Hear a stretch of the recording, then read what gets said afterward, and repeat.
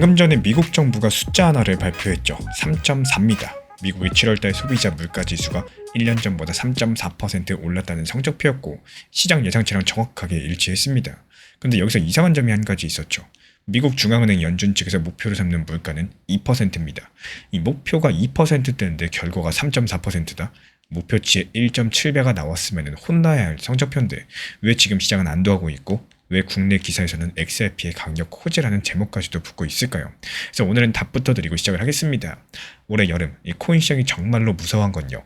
금리를 내려주지 않는 게 아니라 다시 금리를 인상하는 이 금리 인상 강력한 매파기조였습니다. 한 달 전까지만 해도 시장은요.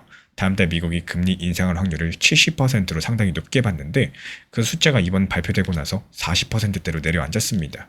70%가 40%가 된 거 이게 이번에 일어난 일의 전부고요. 그리고 호재라는 단어의 실제 내용물입니다. 그렇다면 이 확률이 왜 70까지 올라갔었고 닷새 만에 어떻게 이번에 꺾일 수가 있었는지 처음부터 되감아 보셔야 되겠죠. 시작은 올해 봄입니다. 중동에서 전쟁 터지면서 기름값이 뛰었고 5월달 미국 물가는 4.2%까지 상승했습니다. 3년 만에 가장 높은 숫자였는데 유럽과 일본 중앙은행은 이미 금리를 올렸는데 미국은 전쟁 이후에 금리를 묶어둔 채로 버티는 중이었습니다. 그러면서 미국 중앙은행 안에서도 목소리가 갈리기 시작을 했는데요. 지난달 말 회의에서는 위원 3명이 지금 당장 올려야 된다. 공개적으로 반대표를 던졌고 이번 주 화요일 클리블랜드 연방준비은행 총재가 지금이 행동할 때이면서 이 시기를 늦출수록 대가가 커진다는 글들을 올렸습니다. 한 번이 아니라 여러 번 올려야 될 수도 있다. 이런 말까지도 나왔는데요. 참고로 지금 연준을 이끌고 있는 사람은 새로 취임한 케빈 워시 의장인데 물가 2%를 반드시 지키겠다라고 공언해온 물가의 엄격한 쪽으로 분류되는 인물입니다. 이런 분위기가 쌓여가지고 인상 확률 70%라는 숫자가 만들어졌다는 건데 근데 이 팽팽하던 판을 닷새 사이에 나온 발표 두 건이 뒤지게 됩니다. 첫 번째 발표는 지난주 금요일 나온 고용보고서였어요. 이 시장은 7월 달에 미국 일자리가 9만 5천 개쯤 늘었을 거라고 예상을 했는데요. 결과는 늘기는커녕 2만 3천 개가 줄었다는 거였죠.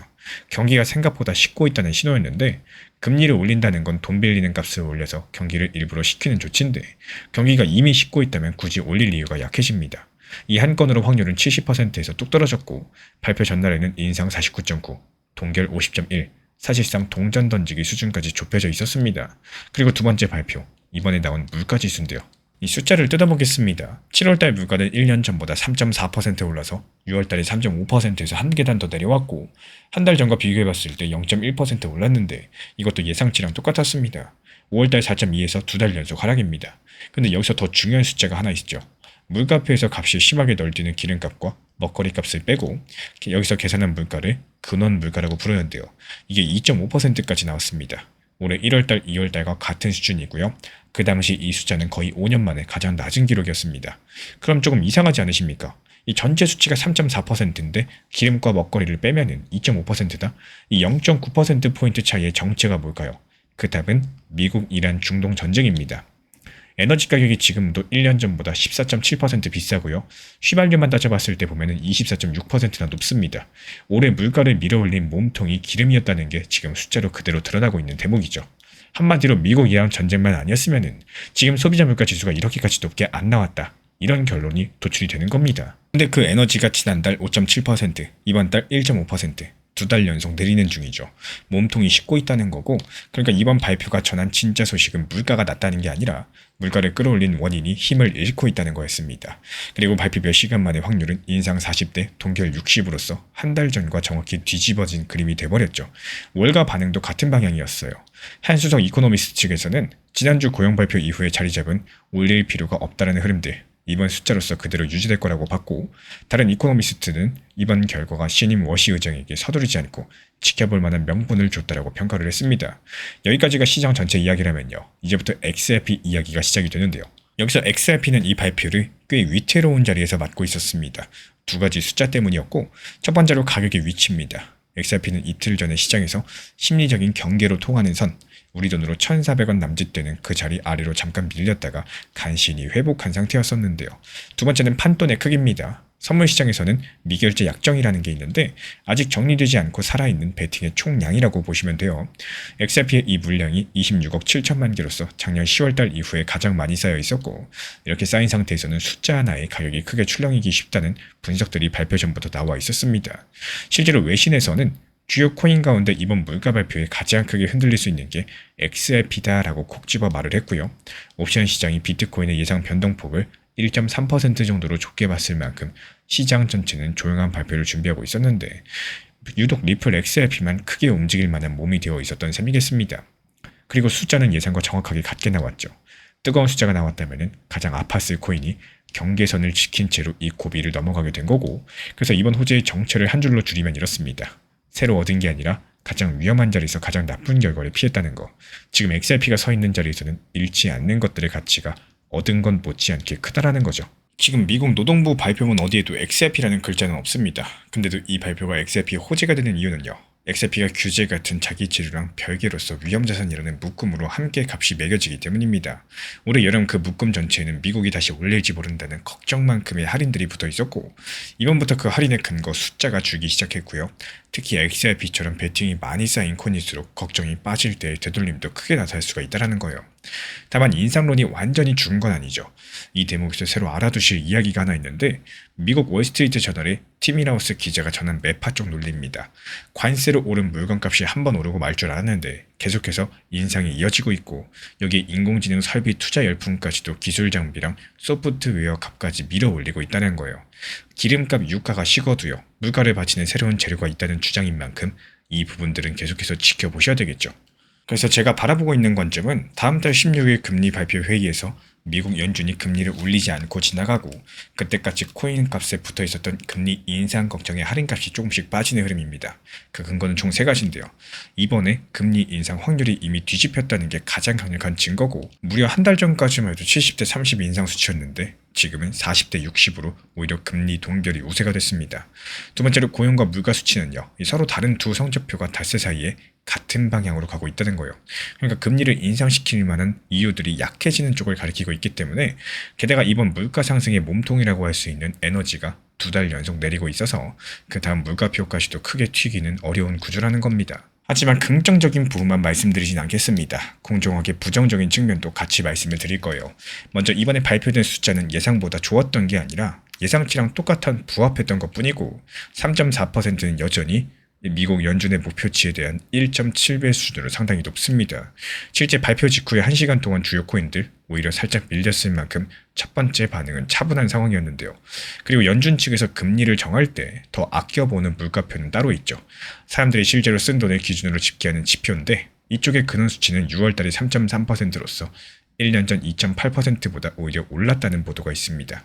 그래서 오늘의 성적표랑 실제 채점표가 다른 말을 할 수 있다는 뜻이겠고, 40%는 제로가 아닙니다. 여러 번 올려야 할 수도 있다는 총재급 발언이 이번 주에 나왔다는 사실 자체가 금리 인상론이 살아있다는 증거겠죠. 게다가 리플 XRP에 쌓인 26억 7천만 개의 베팅은 양날의 검입니다. 좋은 쪽으로도 크게 가겠지만 나쁜 숫자가 나오는 날에는 반대쪽으로도 크게 가겠죠.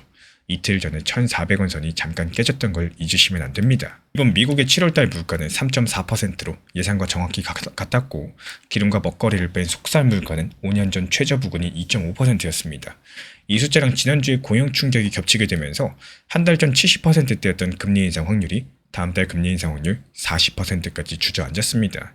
가장 크게 흔들릴 자리에 서 있던 XRP는 1,400원 선을 지킨 채로 고비를 넘겼고요. 그렇다면 지금부터 남은 관문은 다음 달 16일입니다. 우리 구독자분들은 금리 동결이라고 예상하시나요? 아니면 금리 인상이라고 예상하시나요? 자유롭게 의견들 댓글로 남겨주시고, 저는 계속 모니터링하다가 시장 금리 인상 확률이 다시 50%를 넘어서게 된다면 그날 바로 이 자리에서 다시 찾아뵙도록 하겠습니다. 현재 제가 안내드리고 있는 정보방 입장에 대해서 관심이 있으신 분들이 최근에 많아지셨습니다. 간단하게 한번 설명드려보도록 하겠습니다. 먼저 항상 무슨 일이 있어도 업비트, 빗썸, 현물 매매로서만 안내드리고 있기 때문에 원칙 매매를 잘 활용하시는 것들을 추천을 드려요. 이 3가지 방으로서 안내를 드리고 있는데요. 첫 번째로 가장 구독자분들께서 관심 있어 하시는 리플 전용방입니다. 리플 전용방에서는 말 그대로 리플에 대해서 집중적으로 단기 고점과 저점, 그리고 장기적인 관점에 대한 타점과 리플에 대한 시장 브리핑을 안내드리는 방이고요. 이 리플 전용방에서 안내드리고 있는 정보방 타점으로 단기 고점과 단기 저점에 대한 타점을 활용을 하시되 신경 쓰는 매매가 아니라 목표가에 미리 걸어놓고 미국 시장이 활발한 새벽 시간대 혹은 업무 시간대도 신경 안 쓰면서 수익 실현과 저점 추가 매수 타점을 활용하는 방향으로서 안내 도움 드리고 있어요. 리플을 무조건 장기적으로만 보는 게 아니라 메인 비중은 장기적으로 보유하시되 일부 비중은 단기 고점과 저점을 살려가면서 비중과 수량을 늘려나가고 평균 단가를 낮추는 전략으로서 운영하시는 것들을 항상 추천을 드립니다. 그리고 두 번째로 단기 타점의 종합방입니다. 리플을 몰빵으로 장기적으로만 보유하다 보면 결국에 시장의 흐름을 놓치게 되기 때문에 적당한 알트코인들을 비중을 활용하시면서 적극적으로 투자 전략으로 살려나가는 게 정말 중요합니다. 예를 들어 가지고 좋은 엔진의 리플 코인을 보유했으면은 그 엔진이 잘 활용될 수 있도록 좋은 기름과 엔진 오일의 역할이라고 생각을 하시면 되는 거예요. 안내드리고 있는 단기 타점의 목표 타점, 성향은 말 그대로 단기적으로만 접근하시는 걸 항상 추천을 드리고 있습니다. 간혹 지금 시장이 안 좋은 단기적인 알트코인이 가능하냐 이렇게 생각하시는 분들도 계신데요. 지금 시장에서 단기 타점이 불안하다라고 느끼시거나 알트코인을 공략하는 게 맞나 이렇게 생각하시는 가장 큰 이유 중에 하나는 시장의 테마에 맞는 코인이 아니라 이미 급등이 나왔거나 주목을 받고 있지 못한 코인들을 공략을 하거나 혹은 목표 타점이 비정상적으로 높거나 혹은 순간적으로 움직임이 나올 수 있는 단기 고점의 타점을 찾지 못해서라고 생각을 해요.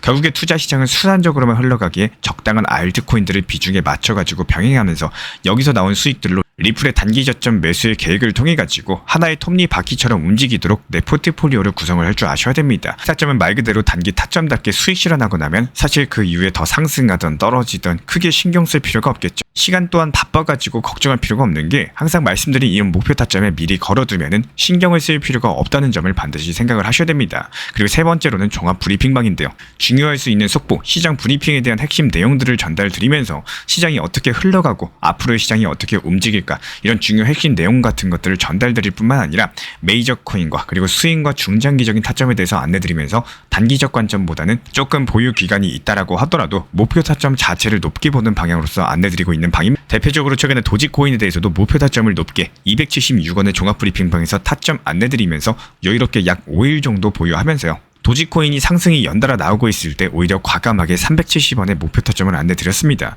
이렇게 상승이 잘 나오고 있을 때는 대부분 여기서 더 오르는 게 아닌가 이렇게 생각을 하시는 분들이 많이 계시겠지만 항상 적당한 고점에서 수익 실현하는 것들을 목표로 잡는 게 정말 중요하다고 말씀을 드려요.